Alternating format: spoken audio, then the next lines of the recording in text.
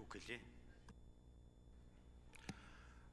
За нэр дэвшиж байгаа Магнасран өчтөр улсын хурлын хяналт шалгалтын тухай хууль заасны дагуу олон нийтийн сонсголоор орж одоо бас сонсголт асуулт явагдаж дэмжигдсэн.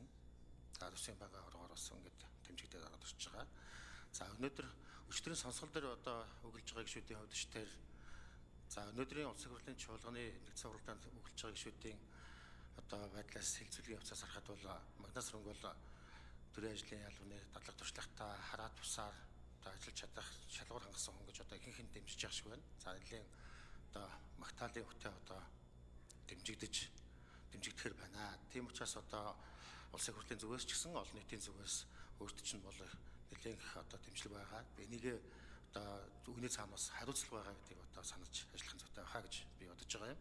За ер нь аудитын байгууллага гэдэг бол ер нь 3 зарчим дээр толгуурлалдаг. За аудитын үйл ажиллагаа бол хараа тус байх хэвээр, ил тод байх хэвээр, бие даасан байх хэвээр ийм 3 зарчим байна.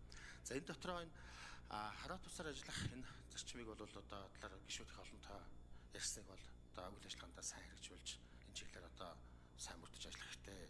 За нөгөө төр ил тод байдал байгаа юм. За аудитын тайлан мэдээллүүд шийдвэрүүд гардаг, олон шийдвэрүүд гардаг. Эдгээр тайлан шийдвэрүүдийг л одоо ил тод болгож иргэд олон нийт энэтэй танилцдаг, бүгд мэддэг байгаад ирэх юм бол энэ хэлбэрүүдийн сайн өөрчлөх хэрэгтэй.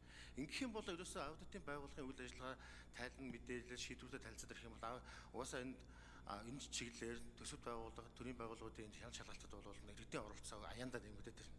Энэ дээр бол одоо онцгойлон анхаарах хэрэгтэй. За нөгөөтэйгөр аудитын байгууллагын одоо учир дутагдaltaа хийж ирсэн нэг ажил бол одоо энэ шилэн дансны тухай асуудал байгаа юм. Ер нь одоо төсөвт байгууллага, төрийн байгууллагын одоо санхүү төсвийн үйл ажиллагаанд хяналт тавих гол зүйл бол одоо шилэн дансны тухай хуулиар хэрэгждэг. Энд хэрэгжих ёстой. За энэ хуулийн хэрэгжлийг хэн хангах ёстой вэ гэхээр аудитын байгууллага хангах одоо хуулиар хүлээсэн үүрэгтэй.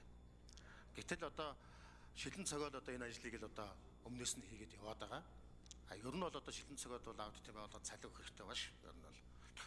За тийм учраас энэ чиг үүргээ хэрэгжүүлэхэд бол онцгойлон анхаарах хэрэгтэй. Ил тод байдлыг одоо чинь л одоо та бүдэ ажлын нэг үндэс болно. Том зарчим ч юм байна. За хоёр дахь нэг зүйл бол энэ аудитыг хараа тусаар ажиллуулахад бол энэ мэдээллийн технологи, хиймэл оюун ухааныг одоо ашиглах ажлыг бол одоо танаа байгууллагаас эхлэвэл хамгийн үр дүнтэй болно гэж хараад байгаа Магнасран дараа. За яагаад гэвэл ерөөсөө энэ аливаа нөлөөлөлд орж чорохгүйгээр эрсдэлгүй ийм шийдвэр гаргахад бол аудитын чанар үнэлэг дэвшүүлэхэд бол энэ хиймэл оюун ухааныг ашиглах юм бол хамгийн үр дүнтэй болох салбар гэж үзэж байна. Тийм учраас энэ чиглэлээр бас та одоо нэлээд ашаал өгдөл өгч энэ чиглэлээр одоо танаа байгууллага ажиллах ёстой шүү гэж үзэж байна. За ер нь бол Эстон гэдэг одоо олон улсууд бол энэ чиглэлээр үр дүнтэй ажиллаж байгаа шүү дээ. Хамгийн боломжтой мэдээллүүдээ материалуудаа оруулцдаг. Энд нь аудит бол одоо тодорхой хэсгүүдийн бол үнэлээд гаргаад ирнэ. Энэ дээр хүний оролцоо багтаа ингэж явах боломжтой салбар шүү гэдгийг та бүд хэлье гэж бодож байна. Яагаад гэвэл энэ мэдээллийн түн шинжилгээнд дээр л одоо гол суурилт явдаг ажил байна. За гурав дахь зүйл бол энэ боловсон хүчнийхээ асуудлаар бас та бүхэн анхаараа. Ерөнхийдөө мэрэгсэн нэгтлэн бодогчид ер нь манай аудитд байгаад байдаг.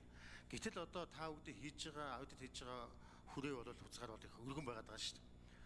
Маш олон том төслүүд оюутлогоос эхлээд том төслүүд дээр одоо хийхэд энд бол одоо олон улсын чиглэлээр одоо мэрэгсэн хөрөнгө оруулалтын чиглэлээр мэрэгсэн маш олон чиглэлээр мэрэгсэн юм боловсон хүчнүүд бас шаардлагатай байгаа гэдгийг бас хэлэх нь зүйтэй. За мөн таны өмнөх удирдлагаар ажиллаж байсан загжуудраг бол бас энэ ажиллах хугацаанд энэ гүйцэтгэлийн аудитыг сайжруулах, гадаад харилцаагаа сайжруулах, аудитынхаа одоо олон чиглэлийн ажлуудыг бас нэлээд сайн гүйцэтгсэн